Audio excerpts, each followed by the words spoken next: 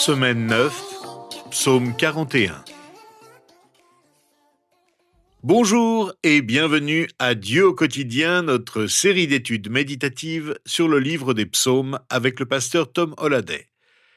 Nous entamons la 4e semaine de notre survol des psaumes 26 à 50 et nous allons faire ensemble une lecture approfondie des psaumes 41 à 45 en commençant aujourd'hui par le psaume 41, un psaume de David. Le livre des psaumes est composé de 5 recueils. Et le psaume 41 est le dernier psaume du premier recueil, composé par le roi David. Le psaume 1 commence par le mot « heureux », et notre psaume commence aussi par le même mot. L'ensemble des 41 premiers psaumes forme un tout dans lequel tous les aspects de la vie du croyant s'inscrivent avec leurs moments de louange, de reconnaissance, de lutte, de supplication, de plainte, de souffrance et de délivrance. Le psaume 41 rappelle les 3 psaumes précédents en parlant de la maladie, du péché et de la persécution. Il se termine en glorifiant l'Éternel, le Dieu d'Israël, et il commence par une bénédiction. Au verset 1, nous lisons « Heureux celui qui se soucie du pauvre ». L'idée derrière le mot traduit ici par « pauvre » peut inclure la pauvreté économique, mais elle est plus large. Elle évoque la faiblesse et l'impuissance. David décrit les bénédictions accordées à ceux qui sont justes et résume la vie des justes par leur générosité envers les pauvres. David ne pensait pas que ce soit la seule caractéristique de ceux qui sont fidèles à Dieu, comme on l'a vu tout au long des 40 premiers psaumes, mais c'est un trait important. Il y a autour de nous beaucoup de gens qui, s'ils ne sont pas pauvres matériellement, sont pauvres en amour, en espérance et en connaissance de Dieu. Mais il y a de nombreux pauvres qui n'ont pratiquement rien et qui souffrent de la faim. Le juste se soucie de toutes ces personnes, quels que soient les domaines dans lesquels ils sont pauvres. Celui qui pense aux pauvres fait confiance à Dieu. Il est prêt à donner de ses propres ressources. Il est bienveillant envers les nécessiteux. Il aide ceux qui ne l'aideront probablement pas en retour. Il a un cœur généreux. Il donne pour leur bien, pas simplement pour se faire plaisir. Se soucier du pauvre implique de réfléchir attentivement à la situation de cette personne, plutôt que de lui apporter une aide superficielle. À bien y réfléchir, de nombreuses œuvres caritatives, qu'elles soient menées par des organisations religieuses, sociales ou politiques, échouent à cet égard. Elles ne prennent pas en compte les pauvres personnellement et ne se soucient pas vraiment d'eux. Beaucoup d'assistance et d'argent sont distribués, mais d'une manière qui contribue souvent à une dépendance chronique et à des problèmes sociaux profondément enracinés. David, qui, en tant que roi, se devait de se soucier des pauvres dans son pays, déclare heureux et bénis ceux qui sont attentifs aux besoins pressants des personnes sans aucune ressource. Dieu se souvient d'eux lorsqu'ils se trouvent dans des situations difficiles.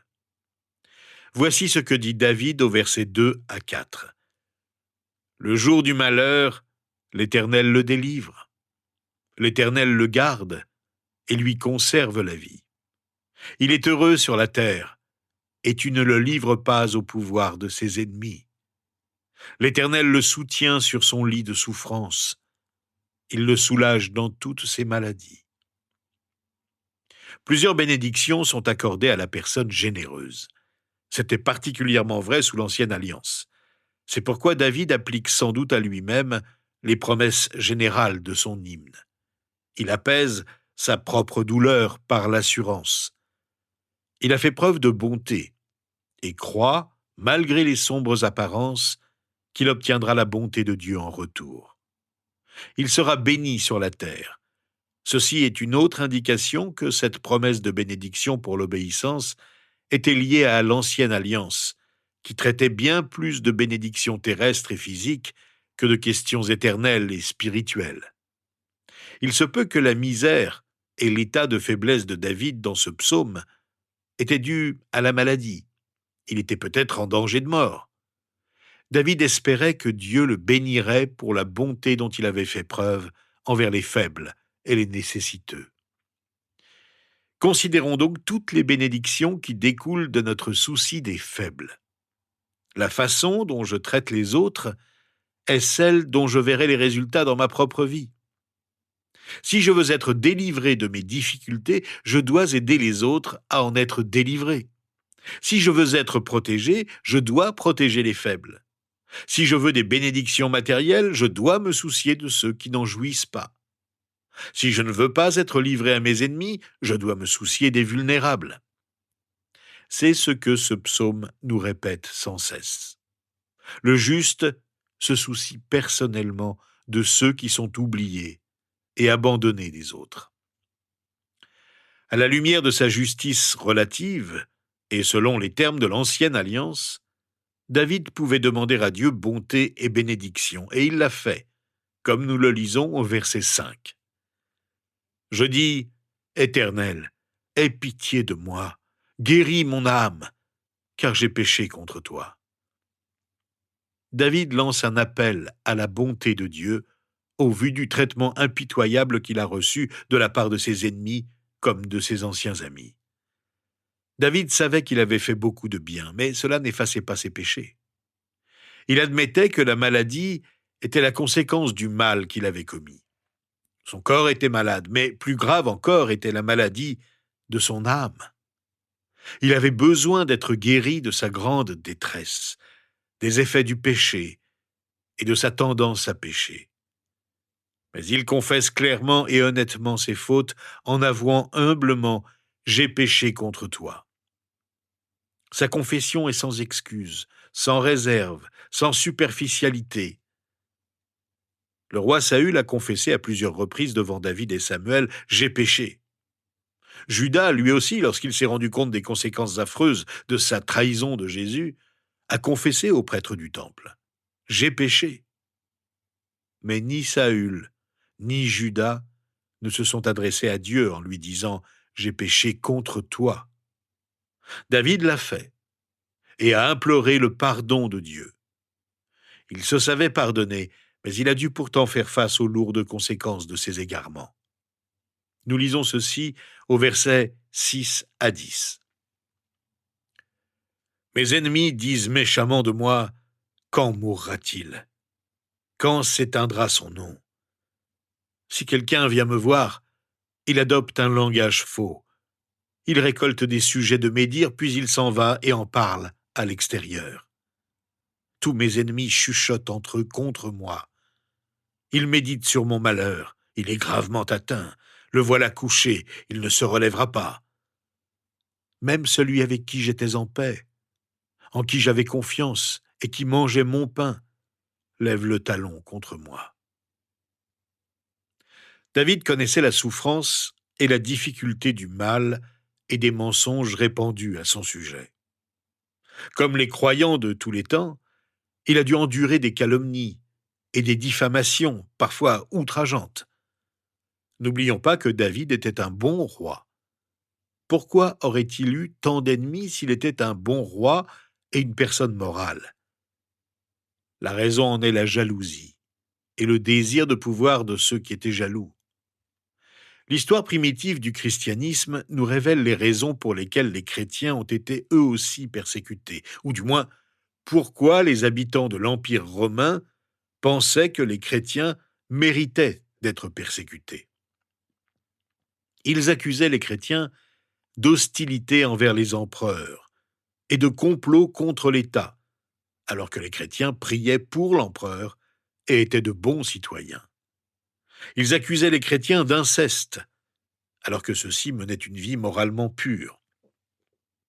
Ils accusaient les chrétiens de cannibalisme, alors qu'ils n'ont jamais pratiqué le cannibalisme. Ils accusaient les chrétiens de haïr l'humanité, alors qu'ils prêchaient l'amour du prochain. Ils accusaient les chrétiens d'être la cause des problèmes qui affligeaient l'Empire, alors que par leur comportement, ils ont rendu l'Empire meilleur et non pire. Pourtant, ces mensonges étaient largement répandus, et les chrétiens étaient persécutés à cause d'eux. Les apologistes de l'Église primitive ont fait tout leur possible pour dire la vérité, mais c'était une bataille de relations publiques perdue d'avance. Le malheur de David fut d'autant plus amer que parmi ses ennemis se trouvaient ceux qui avaient été ses amis et ses proches. Il savait ce que cela représentait lorsque des amis de confiance, ceux avec qui il entretenait une relation étroite, le trahissaient. David fut trahi par son propre fils, Absalom, et par un conseiller de confiance nommé Achitophel. Le récit de leur trahison est raconté au chapitre 15 du deuxième livre de Samuel. Quelle plus grande blessure peut-il y avoir qu'un ami traître? Au verset 10, David dit « Même celui avec qui j'étais en paix, en qui j'avais confiance et qui mangeait mon pain, lève le talon contre moi. » Cette parole de David était prophétique à propos de Jésus.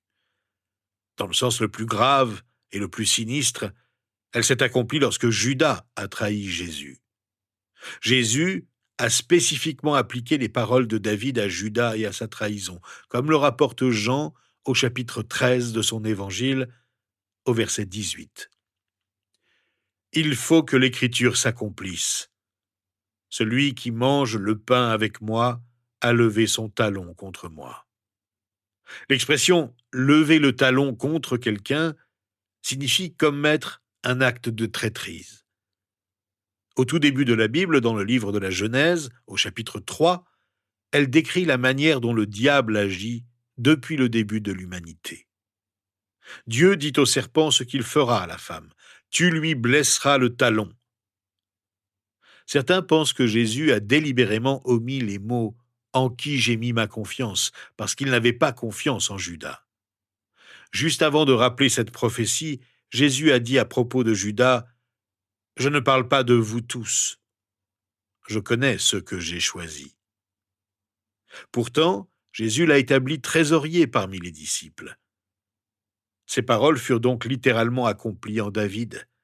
Et pourtant, le Saint-Esprit qui les a inspirées regarda plus loin en elles, jusqu'à Christ et Judas, en qui elles ont reçu un accomplissement plus grand, plus complet et plus tragique. Si David et Jésus ont été trahis par ceux qui étaient leurs proches, n'imaginons pas que les chrétiens ne peuvent pas vivre des expériences similaires. Mais la victoire finale et la bénédiction appartiennent à ceux qui restent fidèles à Dieu. David a prié non seulement pour le pardon et la délivrance, mais aussi pour la victoire sur ses ennemis. Lui qui avait reçu l'onction de l'Éternel se sentait justifié et attendait la délivrance comme preuve de l'amour de Dieu à son égard. David était convaincu que, contrairement à ses ennemis, il était un homme intègre. Pourtant, il avait besoin que Dieu le soutienne dans son intégrité, reconnaissant que c'était l'œuvre de Dieu en lui. Sans l'aide de son Seigneur et sans son pardon, il aurait continué de pécher comme ses ennemis. Mais parce qu'il s'est soucié des pauvres, David est béni de Dieu et peut terminer son hymne en chantant « Tu m'as soutenu à cause de mon intégrité, et tu m'établis pour toujours dans ta présence. Béni soit l'Éternel, le Dieu d'Israël, d'éternité en éternité. Amen. Amen. » Ce qui comptait le plus pour David, c'était de vivre pour toujours en présence de son Dieu. Cette victoire était plus importante que la victoire sur ses ennemis. Vivre en présence de Dieu signifiait bénéficier de sa faveur et de sa communion. Nous remarquons que les bienfaits décrits dans ces versets sont au présent. David ne croyait pas que Dieu les lui accorderait un jour, il les avait déjà reçus, et il en vivait. Dieu promet de bénir ceux qui se soucient du pauvre et qui s'appliquent à servir le Seigneur avec intégrité. Il le fait de plusieurs manières. Tout d'abord, il a pitié d'eux et pardonne leurs péchés. Dieu a pitié de nous lorsque nous le servons dans des conditions difficiles, lorsque les autres se dressent contre nous. Dieu manifeste sa bonté envers nous quand tout semble mal aller. Ensuite, Dieu est satisfait de nous et des actions que nous menons pour lui. Nous ne plairons jamais à tout le monde. Le bien que nous faisons ne sera pas apprécié par tout le monde, et certains le mépriseront. Mais cela plaît à Dieu, et c'est une bénédiction. Dieu nous soutient alors dans notre intégrité. Il nous aide à poursuivre nos actions en lui restant fidèles, en ne cherchant pas les compromis, en n'agissant jamais pour nous promouvoir ou promouvoir une cause quelconque. Enfin, Dieu nous bénit en nous accueillant dans sa présence, non pas dans l'avenir, mais dès à présent et pour toujours. Quel bonheur de savoir que nous pouvons vivre ici-bas dans la présence de Dieu. Partout où nous nous trouvons, quelles que soient les œuvres que nous accomplissions, quels que soient les rôles que nous ayons dans notre famille, au travail, dans la société ou à l'Église, Dieu nous promet d'être avec nous si nous lui restons fidèles et suivons le droit chemin en nous souciant constamment et personnellement des pauvres. Prions ensemble en terminant ce survol du psaume 41. Seigneur notre Dieu, nous venons vers toi en te demandant d'avoir pitié de nous. Tu nous connais et tu sais ce qu'il y a au fond de nous. Pardonne nos fautes, même celles dont nous ne sommes pas conscients. Aide-nous à faire face aux situations difficiles et aux oppositions que nous rencontrons, qu'elles proviennent de nos proches, de nos collègues, de notre environnement et même de notre Église. Permets que nous regardions toujours à toi lorsque nous sommes critiqués pour ce que nous faisons, alors que nous cherchons à te plaire en te servant. Nous voulons nous soucier de ceux qui sont faibles, car ce qui compte vraiment pour nous, c'est de te plaire et de vivre en ta présence aujourd'hui et pour l'éternité. Merci Seigneur, parce que tu nous soutiens. Nous te célébrons Seigneur, nous te bénissons au nom de Jésus. Amen. Demain, nous survolerons ensemble le psaume 42, un psaume qui nous enseigne que faire lorsque notre âme est abattue.